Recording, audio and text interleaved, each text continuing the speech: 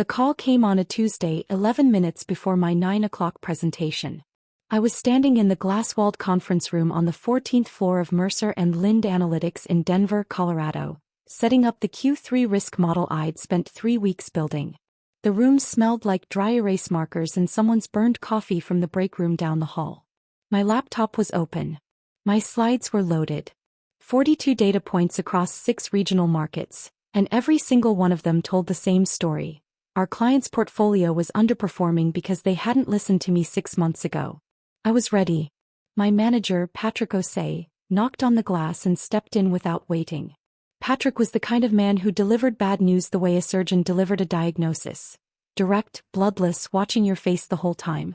"I need a minute before this starts," he said. I closed my laptop halfway. "What happened?" He set his phone on the table, screen up. "Your mother called the main line this morning. She spoke to HR and then asked for me directly." He paused. "She told us you've been having a psychiatric episode. That she's been trying to get you help and you've been refusing.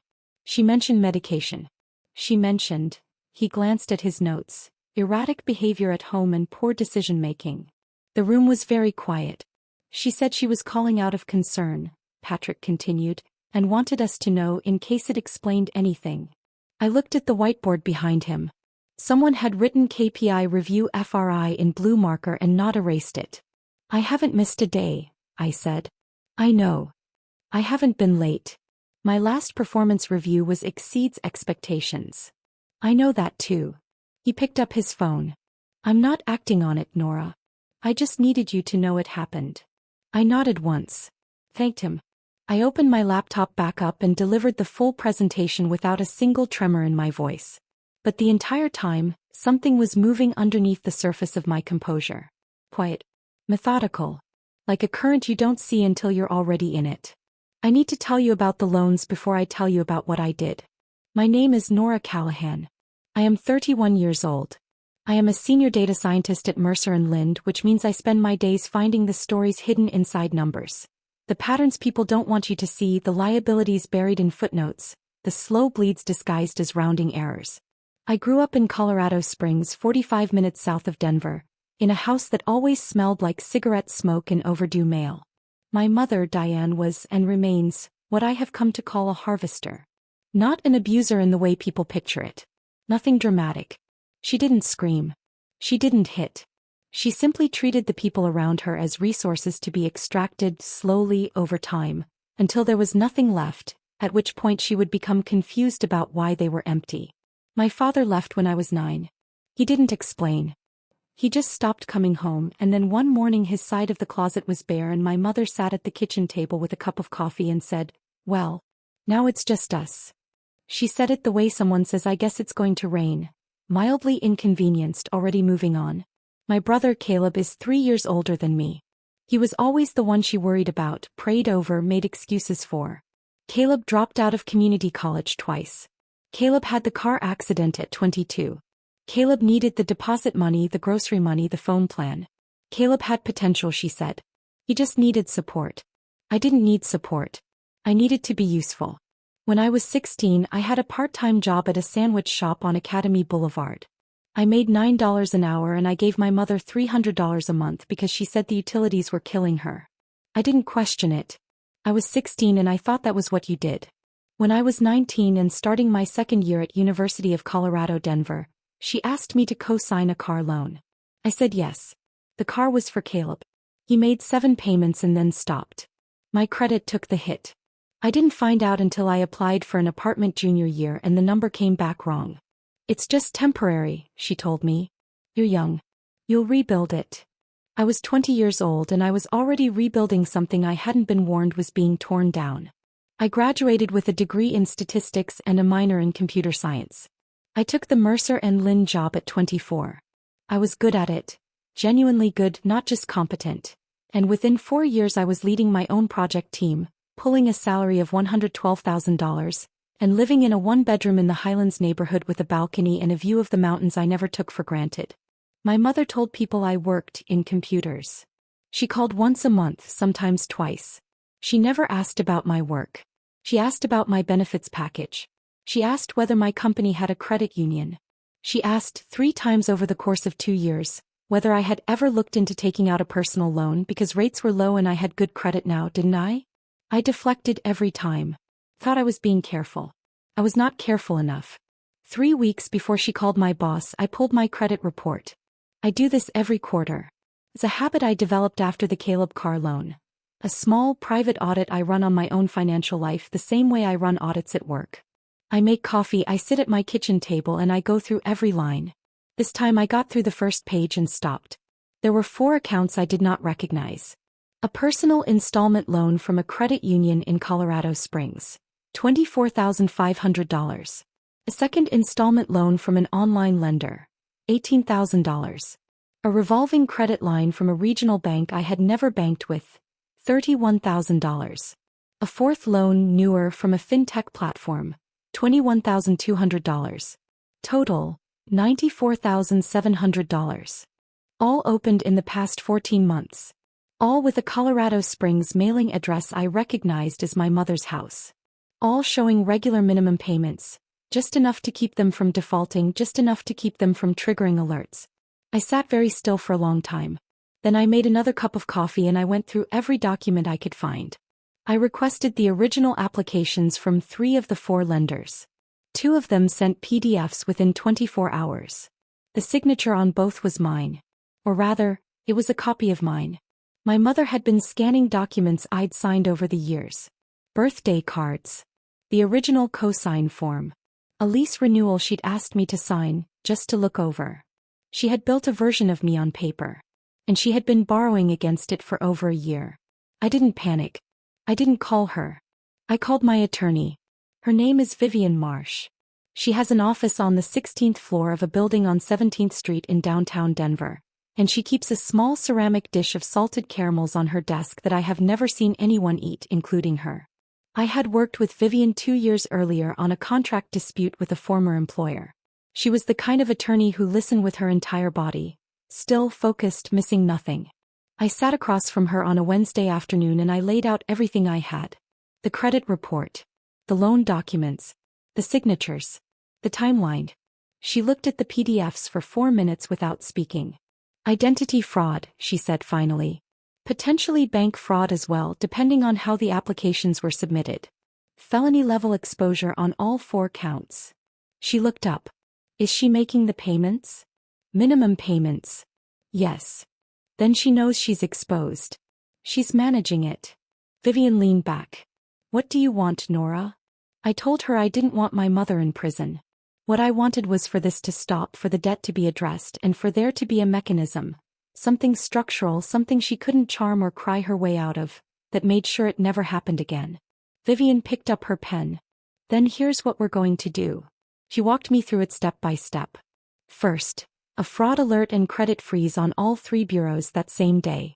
Second, formal dispute letters to all 4 lenders, documenting the fraudulent applications. Third, and this was the part that required patience, we were going to wait. She called your employer, Vivian said. Which means she's scared. She knows you've found something or she suspects you're close. The call to your boss was a preemptive move. She's trying to destabilize your credibility before you can use it. She paused. She'll come to you next. Probably within 2 weeks. I looked at the ceramic dish of caramels. When she does, Vivian said, let her talk. Don't accuse. Don't confront. Ask questions. And use this. She slid a small digital recorder across the desk. The kind that looks like a USB drive. Colorado is a one-party state. Anything she says to you, you can record. I picked it up.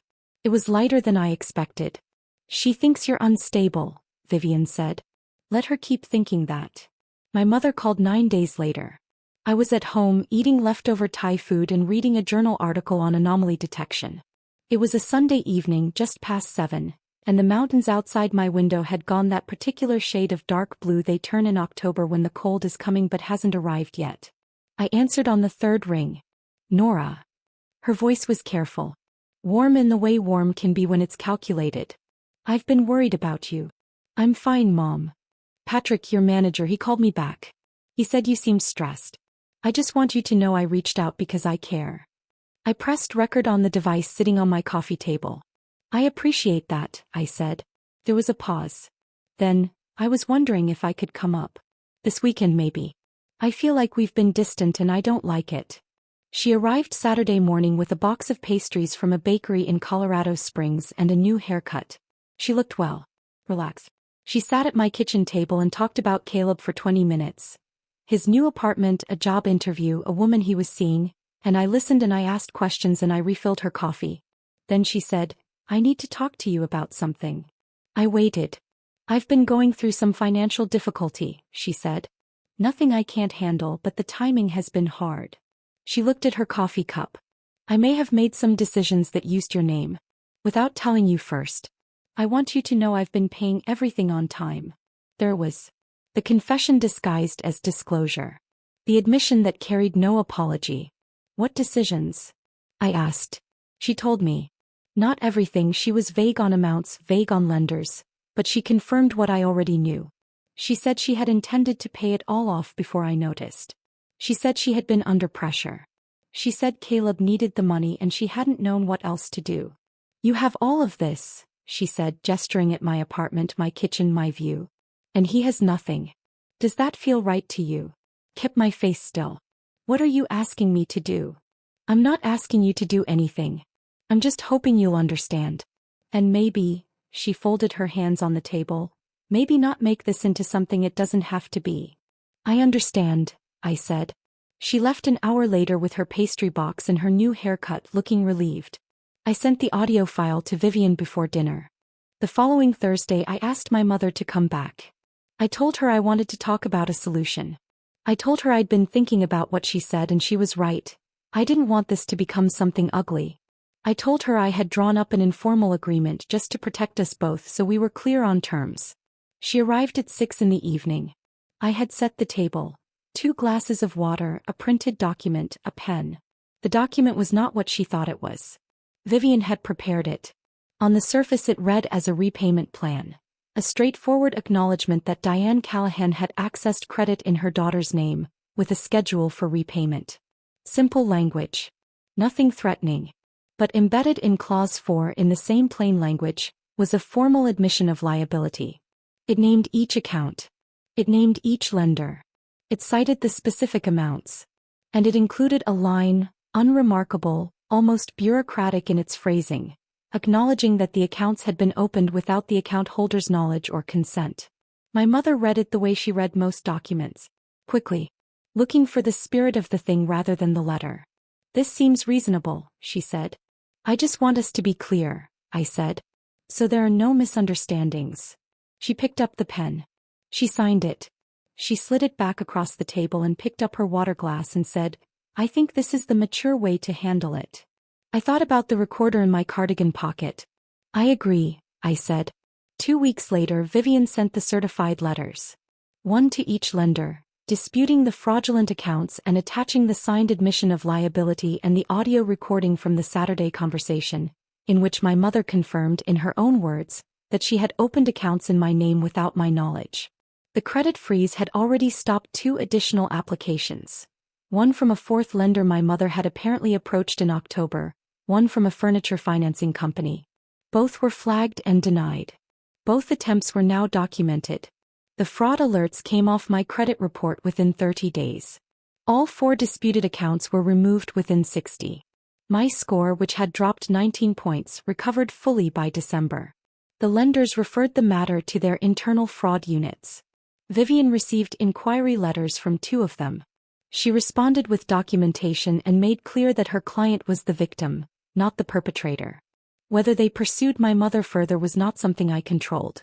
What I did control, the signed admission of liability, which Vivian filed as a notarized attachment to a formal demand letter requiring my mother to repay $94,700, the full amount of debt opened in my name, within a structured timeline. Non-compliance would result in the document being submitted to the relevant authorities as evidence of fraud. Caleb called me 3 times in January. I let it go to voicemail each time. His messages started frustrated, became confused, then went quiet. My father, whom I had not spoken to in 22 years, somehow heard what had happened and sent a single text. I always knew she'd go too far. I'm sorry I wasn't there. I didn't know what to do with that, so I didn't respond. I put my phone face down and went back to the anomaly detection model I was building for a new client. Patrick stopped by my office in late January. He stood in the doorway with his hands in his pockets and said, "Whatever was going on, it seems like it resolved itself." "It did," I said. He nodded. He left. That was all. By February I had documented $94,700 in fraudulent debt, removed from my credit profile, with a signed and notarized liability admission in Vivian's files and a formal repayment structure in place. My mother made the first payment of $780 on the 15th of the month as required. She made the second on the 15th of March. She had not spoken to me since the night she signed the document. Not a call. Not a text. Not an email. I found I did not miss it. I had expected to feel something more complicated. Instead there was just a kind of stillness, the specific quiet of a room after a noise you've lived with so long you forgot it was there. I thought about the harvester dynamic a lot in those months. The way it works slowly, incrementally, until the extracted person doesn't know the difference between chosen generosity and systematic depletion. The way it relies on love being indistinguishable from obligation. The way the harvester always frames their need as your moral failing. You have so much, he has nothing. Does that feel right? So that the transaction disguises itself as conscience. I had spent 11 years confusing the two. I was done confusing them. On a Thursday evening in late March, I came home from work and made pasta with olive oil and lemon and ate it at my kitchen table with the balcony door open. The air coming in was cold enough to feel clean. The mountains were still snow-capped, and the light on them at 6 in the evening was that particular copper color that only happens in late winter, when the season is ending but hasn't admitted it yet. My phone buzzed once. My mother. A text message, 4 words. "I hope you're happy." I looked at it for a moment. I typed 2 words. "I am." I blocked the number. I finished my pasta. I sat with the cold air coming through the door and the copper light fading off the mountains, and I thought about nothing in particular. Just the food. Just the light. Just the quiet. If you've ever had to choose between protecting yourself and being called a good daughter, you already know exactly what this cost. Subscribe. You're safe here. Have you ever had to become the villain in their story just to survive in yours? Tell me in the comments. I read every one.